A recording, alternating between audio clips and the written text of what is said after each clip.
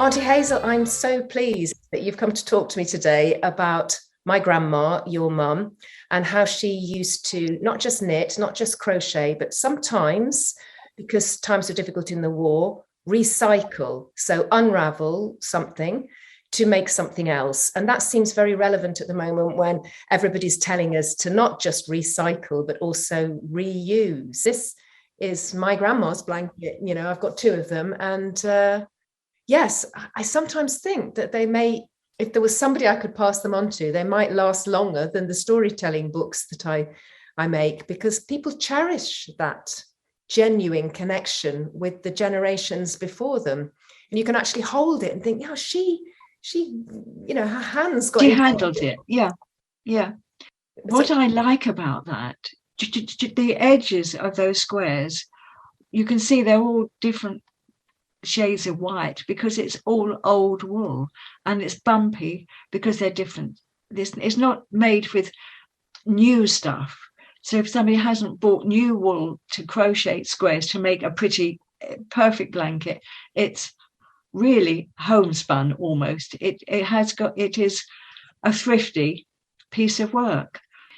So I'm going to tell the story, and then you can interrupt if you want to, or you can just listen to it. And yeah, this is the blanket Mabs made. And I should explain that Mabs is short for Mabel, but I don't believe my grandmother liked the name Mabel. Is that correct, Auntie Hazel? Your grandmother's name was May, and Mum was named Mabel because it was similar to May. So that's why Mum was called Mabel. But I don't think she was particularly keen on it, no. No, Mum always used to say there was a music hall song about Mabel under the table, and she didn't like the connection. Anyway, so this is the blanket Mabs made. These are the needles, number 9. Every needle has a number to say how thick or thin it is. To in and round and up and down, in and round and up and down, knit the blanket Mabs made. So tell me about Grandma and knitting. Well, she would read a book and knit at the same time. Sometimes the television would be on because she liked, or the radio, because she liked to keep up with the news. But she used to knit in a cinema, on the bus. She would take her knitting out. So you saved these for me, because I always remember going around there and they would be draped over the sofas. Yeah.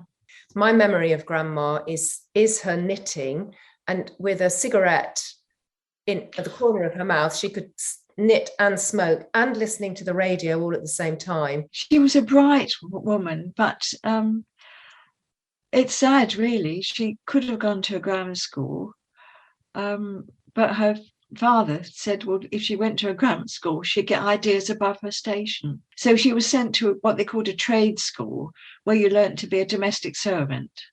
And you could either be a domestic servant, which she hated the idea of, and hated having to do this stuff at school when it wasn't what she wanted to do. She wanted to read books. She could sing an aria.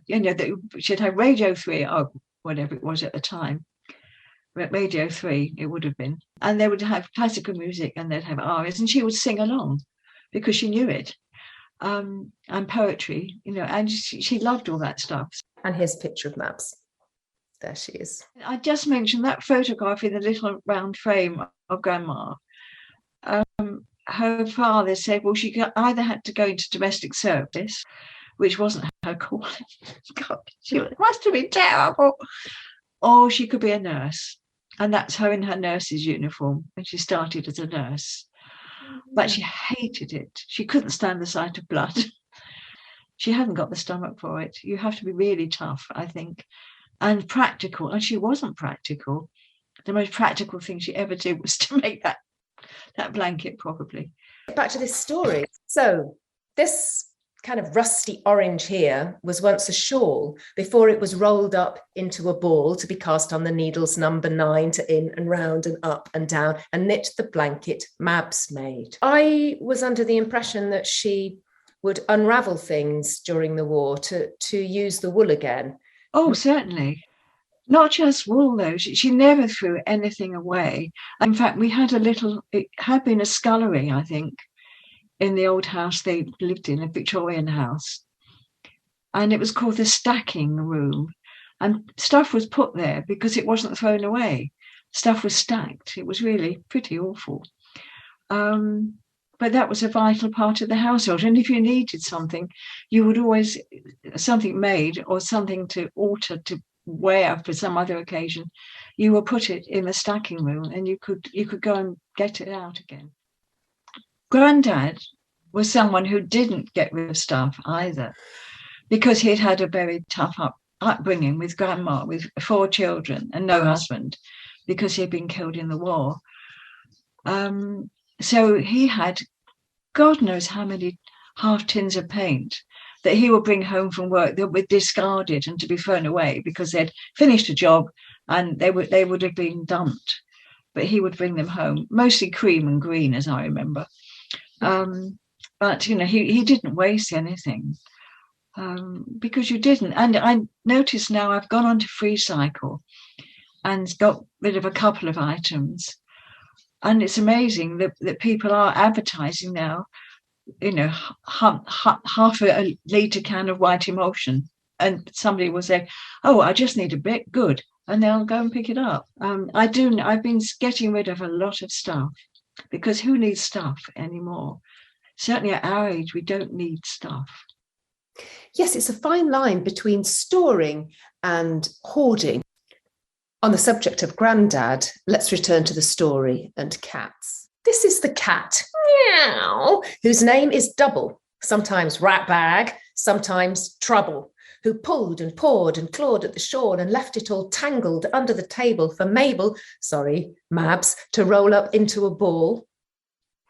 Roll, roll, roll, roll, roll, roll, roll, roll, to cast on the needles number 9, to in and round and up and down, in and round and up and down, knit the blanket Mabs made. That was the case, wasn't it? Grandad used to call cats rat bag because they were bags that ate the rats. I don't know why he called them rat bag, but they always were rat bag. Yeah, I know, because at once I referred to the cat as flea bag and he was outraged. You know, how insulting to call it flea bag when it's actually rat bag. And Trouble, we were all Trouble, weren't we? You know, he was always calling everybody Trouble. All children were Trouble, kind of in a joke. Yeah, not always a joke, I think. No, sorry. That's all right. I think the grandchildren get it so much easier than the children. Oh, gosh, yes. And the cats. Anyway, let's get back to this story. This is the Buddha, laughing and fat, that sat on the table and watched the cat. Now, the Buddha I did have, and I've recently lost it in the move. It was a little brass Buddha, and it's an archetypal Buddha, very, very fat and very happy. And Mum told me that Grandma got it at a junk shop because she used to like going into junk shops and spending a little bit of housekeeping on buying things. Mum always said it was because she never traveled and she liked artifacts and things that were a bit different and maybe connected to different countries. Does that ring any bells? She used to like to rub the sole, because he was cross-legged and the sole of one foot was sort of visible, and she used to like to rub the sole of his foot to tickle his toes, to his sole of his foot, and that was why that was a bit shinier than the rest of him, because that used to get rubbed. Yes, she liked slightly unusual and quirky things. Oh, I feel just heartbroken that I've lost it. I've literally just lost it in the last couple of months, few months when we moved. I kept thinking I was going to find it and I haven't. But I suppose it's in my heart, in my memory. But I never knew that story that she used to tickle his toes. Yeah, you don't need the stuff because you've got it up here. Oh, thank you. Although it sometimes if you stop looking for something, it reappears. It's really weird. So don't lose hope. Okay. But just don't put it out of your mind for now. Yeah. Yeah. And then it'll be a nice surprise if it. Yes. Yeah. Yeah. So yeah, these are the flowers, bright as the sun in the sky, that were squeezed and squashed to make the dye that caught the eye of the Buddha. Laughing and fat, that sat on the table and watched the cats. Rat bag. The very cat whose name is Double, sometimes Ratbag, sometimes Trouble, who pulled and pawed and clawed at the shawl and left it all tangled under the table for Mabs, to roll up into a ball. roll, roll, roll, roll, roll, roll, roll, roll, to cast on the needles number 9, to in and round and up and down. Too quick. I'm sorry. Sorry. I always go too fast. In and round and up and down, knit the blanket Mabs made. This is the spindle.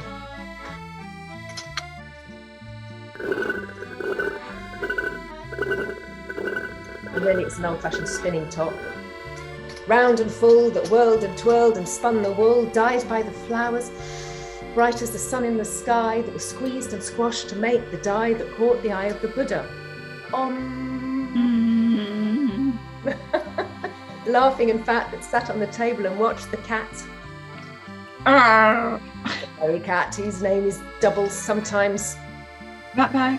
Sometimes. Trouble, trouble, trouble, trouble. Trouble, trouble, who pulled and pawed and clawed at the shawl and left it all tangled under the table for Mabs, to roll up into a ball, roll, roll, roll, roll, roll, roll, roll, to cast on the needles number 9. The in and round and up and down, in and round and up and down, knit the blanket Mabs made. Around the world tree, 3 grannies sit. Whatever you see, they knitted it. Cats and hats, spindles and rats, the web of the world, their only flax. Cast on the needles number time, to in and round and up and down, in and round and up and down, knit the blanket Mabs made. So obviously I've gone a bit mythological there with the triple goddess at the end. That was beautifully done. Well done. I wish your grandma could have seen that. She'd be so proud of you. Well, I'm very proud of her, and I do think that this creative women's capacity to be creative despite the limitations is what connects them with, like, the old goddesses, because all the old goddesses were spinners, creators, and just like women spin children in their womb, they just can't stop creating. I would just say it's not knitted, it's crocheted. Yeah, let's say that, absolutely. But I do like the way that is imperfect. The squares aren't all exactly square because it's different thicknesses of wool. Some of it obviously turned out a bit smaller than others, or more rectangular than square. But it's genuine, it's real, and that's nicer than something that's brand new. And it doesn't have to be perfect. In fact, the imperfection, to me, is what makes it perfect. Good for my mum.